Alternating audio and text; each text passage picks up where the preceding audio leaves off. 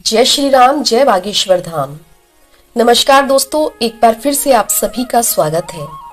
दोस्तों, आज की ये वीडियो उन लोगों के लिए बनाई गई है जो कि हमेशा कमेंट करके बोलते हैं कि उनके जीवन की समस्याएं खत्म ही नहीं हो रही हैं। चाहे वह समस्या किसी भी प्रकार की हो, किसी भी प्रकार का पितृ दोष हो, गृह संबंधी, पारिवारिक समस्या या नौकरी संबंधी, किसी भी प्रकार की समस्या से वे लोग घिरे ही रहते हैं। आप सभी ने नमक के बहुत से उपाय सुने होंगे, लेकिन आज जो प्रयोग हम आपको बताएंगे वह बहुत ही ज्यादा खास और असरदार है, जो कि अपना असर तुरंत ही दिखाता है और आपको आर्थिक और सामाजिक लाभ मिलने लगता है। तो आप इस वीडियो को पूरा देखकर सही प्रकार से समझ लीजिए, क्योंकि इस उपाय की एक ही प्रक्रिया है कि इसको आपको नियम पूर्वक करना होगा। तो आप इसे बहुत ही ध्यान से समझिएगा, जिससे कि आप इसे स्टेप बाय स्टेप कर सकें। क्योंकि दोस्तों, हमारे बीच में बहुत से ऐसे लोग हैं जो कि बहुत मेहनत करते हैं और हमेशा ही परेशानियों से घिरे रहते हैं। बहुत मेहनत करने के पश्चात भी सफलता उनके हाथ ही नहीं लगती और वे हमेशा कर्ज में डूबे ही रहते हैं। परेशानियां उनका पीछा ही नहीं छोड़ती। यह नमक का प्रयोग उन्हीं लोगों के लिए है जो कि कोई आसान सा उपाय ढूंढ रहे हैं, जो बहुत ज्यादा नियमों का पालन नहीं कर सकते हैं। तो ऐसे लोगों को बस एक बार नमक का उपाय जरूर करना चाहिए। और नमक का ये उपाय बहुत ही जल्दी, तुरंत के तुरंत, चुटकियों में अपना प्रभाव दिखाता है। तो बहुत ही ध्यान से सुनिएगा। और यदि आपकी समस्या का निदान नहीं होता, आपकी समस्या ज्यों की त्यों बनी रहती है, तो दोस्तों आप मुझे कमेंट करके जरूर बताइए, क्योंकि हमारे चैनल का सिर्फ एक ही मकसद है कि जन साधारण की सहायता हो और हर किसी का जीवन सफल बन जाए, सनातन धर्म आगे बढ़ता जाए। देखिए दोस्तों, नमक का प्रयोग बहुत सी चीजों में किया जाता है। आपने भी सुना होगा कि नमक का प्रयोग ज्योतिष शास्त्र, वास्तु शास्त्र और समुद्र शास्त्र में अनेकों प्रकार से किया जाता है। नमक का प्रयोग करके बहुत से लोगों ने चमत्कारिक लाभ प्राप्त किए हैं, लेकिन आज के आधुनिक युग में बहुत से लोग इन उपायों से अनजान हैं। लेकिन आज का प्रयोग यदि आप करते हैं तो आप अपने जीवन से नकारात्मक ऊर्जा को हमेशा हमेशा के लिए खत्म कर सकते हैं। तो दोस्तों ध्यान से सुनिएगा कि आपको ये प्रयोग करना कैसे है। आप अपने दोनों हाथों की हथेलियों में नमक ले लें। ये आपको लेना किस प्रकार से है, आप अपने दोनों हाथों की हथेलियों के बीच में नमक को ले लें और ये प्रयोग आपको सोमवार या फिर शुक्रवार के दिन से ही प्रारंभ करना है। दोस्तों, इस बात का तो आपको विशेष ध्यान रखना है, या तो इस उपाय को आप सोमवार से शुरू कीजिए या फिर शुक्रवार से शुरू कीजिए। इन दोनों दिनों में से किसी भी दिन आप इस उपाय को प्रारंभ कर सकते हैं।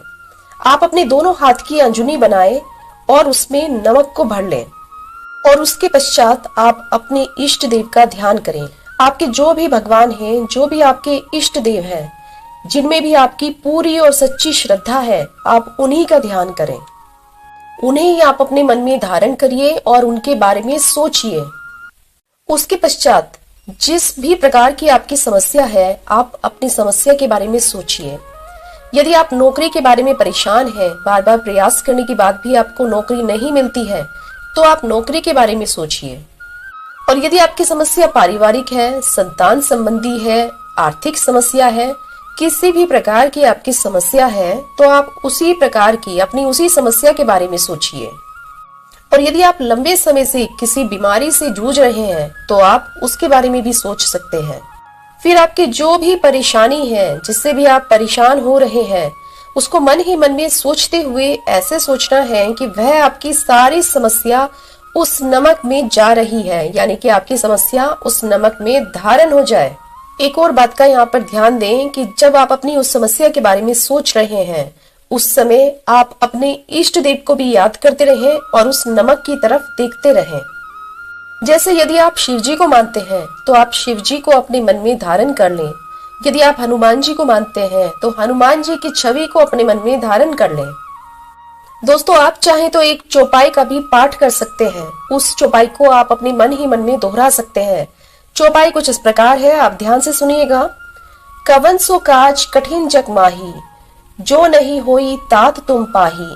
दोस्तों, ये एक ऐसी चौपाई है कि यदि आपने इस चौपाई का पाठ कर लिया तो हनुमान जी को आपकी बात सुननी ही सुननी पड़ेगी। जैसे ही आप इस चौपाई का पाठ करेंगे, हनुमान जी तुरंत ही आपकी बात श्री राम तक पहुंचा देंगे। यदि संभव हो तो आप इस चौपाई का 11 बार या 5 बार पाठ कर लें। अपने मन ही मन में इस चौपाई को जप लें और अपनी समस्या को नमक की तरफ देखते हुए ही आपको ये चौपाई बोलनी है। और उसके पश्चात आपको क्या करना होगा, आप बहुत ही ध्यान से सुनिएगा दोस्तों। जब आप नमक की तरफ देखते हुए अपनी सारी परेशानियां, अपनी सारी चिंताएं उस नमक में प्रवेश करवा देंगे और जब आपके सारे बुरे ख्याल उस नमक में समा जाएं, आपकी नकारात्मक ऊर्जा सभी कुछ जब उस नमक में समा जाए, आपको यह सब कुछ अपनी इष्ट देवता को मन में अपने धारण करते हुए सोचना है। आपको ऐसा सोचना है कि आपके इष्ट देवता आपको इन सभी परेशानियों से निकाल देंगे। ऐसा करने के पश्चात आप उस नमक को अपने घर में बिल्कुल भी ना रखें और ना ही आप इसको अपने घर में कहीं फेंकें। या तो आप इसको कहीं घर से बाहर फेंकें या फिर कहीं ले जाकर मिट्टी में दबा दें। चाहे कुछ भी हो दोस्तों, आपको इस नमक का इस्तेमाल बिल्कुल भी नहीं करना है। तुरंत की तुरंत ही आपको इस नमक को घर से बाहर कर देना है। ऐसा करने के साथ ही आपको तुरंत ही आभास होने लगेगा कि आपकी जो परेशानियां थी वो कम होने लगी हैं और आप धीरे धीरे महसूस करेंगे कि आप जैसे जैसे ये उपाय करते जा रहे हैं, आप अपनी समस्याओं से मुक्त होते जा रहे हैं। अब आप इस बात का ध्यान रखें कि जिस दिन भी आपने यह उपाय किया है, चाहे आपने सोमवार में किया है या फिर शुक्रवार में किया है, यानी कि कुल आपको 3 दिनों तक इस उपाय को करना है। यानी कि आपको लगातार 3 दिनों तक इस उपाय को करना है। आपको इसी प्रकार से अपनी हथेलियों में नमक भर लेना है और आप महसूस करेंगे कि जैसे जैसे आप उपाय करते जा रहे हैं, आपकी समस्याएं समाप्त होती जा रही है।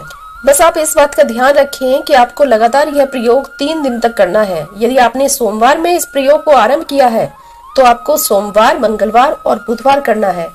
और या फिर यदि आप शुक्रवार से इस उपाय को आरंभ करते हैं तो आपको शुक्रवार, शनिवार और रविवार 3 दिन इस उपाय को कर लेना है। अब दूसरा उपाय, जिन भी लोगों को पितृदोष की समस्या, यदि वो कुछ भी काम करने जाते हैं तो हर काम में पितृदोष अड़चन अड़ा देता है। कुछ भी कर लें लेकिन उन्हें सफलता प्राप्त नहीं होती है। ऐसे लोगों को क्या करना है, बहुत ही ध्यान से सुनिएगा। शनिवार के दिन 8 कील आपको ले लेनी है और साथ ही आपको लेना है एक कागज में नमक। नमक आपको इतना लेना है कि जो आपने वो 8 कीले ली हैं, वो 8 की 8 कीले नमक में छुप जाएं। आपको क्या करना है कि आप पहले कागज पर 8 कीले रखें, उसके बाद उस पर नमक रखें, फिर उसकी एक पुड़िया बना लें, फिर उसको आप पीपल के वृक्ष के नीचे जाकर दबा दें, क्योंकि पीपल के वृक्ष में भगवान विष्णु का वास होता है। और वहां पर जाकर यदि आप यह उपाय करेंगे तो आपके जो कष्ट हैं वह तुरंत के तुरंत ही समाप्त हो जाएंगे। अब मैं आपको तीसरा और बहुत ही सटीक उपाय बता दूं दोस्तों। यदि आपके घर में कोई वास्तु दोष है, जैसे कि आपने देखा होगा कई बार लोग बना बनाया घर खरीद लेते हैं, इसलिए वे घर को अपने अनुसार नहीं बनवा पाते हैं और ऐसे में वे अपने घर को तोड़ भी नहीं सकते, कुछ रिनोवेशन भी नहीं करा सकते। तो उन लोगों को क्या करना होगा, बहुत ही ध्यान से सुनिएगा। घर में वास्तु के कारण जहां पर भी कलेश होता है, आपसी अनबन बनी रहती है, घर में आपस में भेदभाव बने रहते हैं, ऐसे में जहां पर वास्तु की समस्या है, चाहे वह रसोई घर हो या फिर बाथरूम हो, जहां पर भी आपको लगता है कि यहाँ पर वास्तु की समस्या है, वहां पर आपको एक नमक की पोटली बनाकर रख देनी है। जी हाँ दोस्तों, आपने बिल्कुल सही सुना। जहां पर भी आपको ऐसा लगता है कि ये जगह वास्तु के अनुसार सही नहीं है, वहां पर आप नमक की एक पोटली बनाकर रख दें और फिर उसके बाद आप उसको 7-7 दिन के बाद बदलते रहें। यानी कि यदि आप एक बार पोटली रख रहे हैं, फिर उसको आप 7 दिन के बाद चेंज कर दें। ऐसा आपको 21 बार करना है। टोटल आपको 21 पोटलियां बदलनी है। इस तरह से उस दिशा का पूरा वास्तु दोष खत्म हो जाएगा। नमक में इतनी शक्ति होती है दोस्तों। हम यहाँ पर जो भी आपको उपाय बताते हैं वो पूरी तरह से सटीक होते हैं। बहुत ही गहन अध्ययन के बाद हम ये उपाय आप सभी के लिए लेकर आते हैं। आप चाहें तो हमारे चैनल पर जाकर कुछ अन्य उपाय भी देख सकते हैं, क्योंकि हम ये सारे उपाय आप सभी के मार्गदर्शन के लिए लेकर आते हैं। तो दोस्तों, यदि आपको इनमें से कोई उपाय अच्छा लग रहा है और आप अपनी समस्या के निवारण हेतु यदि कोई उपाय करना चाहते हैं तो आप जरूर इन उपायों को कीजिए, लेकिन पूरी श्रद्धा और विश्वास के साथ और पूरा उपाय कीजिए।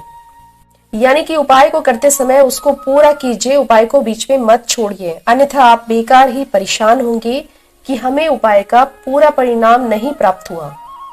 और दोस्तों, यदि आप पूरी श्रद्धा, विश्वास और नियम के साथ किसी उपाय को करते हैं तो उसका जो है ना 100% रिजल्ट आपको मिलेगा। लेकिन सभी उपायों का सिर्फ एक ही नियम है कि उन सभी को पूरा नियम के अनुसार किया जाए।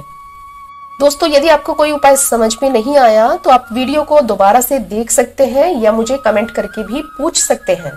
इस वीडियो को जन साधारण तक पहुंचाना आप सभी की जिम्मेदारी है, ताकि हम सनातन धर्म को और भी आगे बढ़ा सकें और जो हमारे ये प्राचीन उपाय इस आधुनिक युग में कहीं छुप गए हैं उनका सही प्रकार से प्रसार प्रचार किया जा सके। तो दोस्तों, यदि आपको ये वीडियो अच्छी लगी है तो वीडियो को एक लाइक कीजिए, और यदि आप चैनल पर नए हैं तो चैनल को सब्सक्राइब करना ना भूलें, और साथ ही साथ बेल आइकन को भी दबा लें, जिससे होगा ये कि हम जब भी कोई नई वीडियो अपलोड करेंगे उसकी नोटिफिकेशन सबसे पहले आप तक पहुंचे। मिलते हैं अन्य कुछ इसी प्रकार की जानकारी के साथ। जय श्री राम, जय बागेश्वर धाम।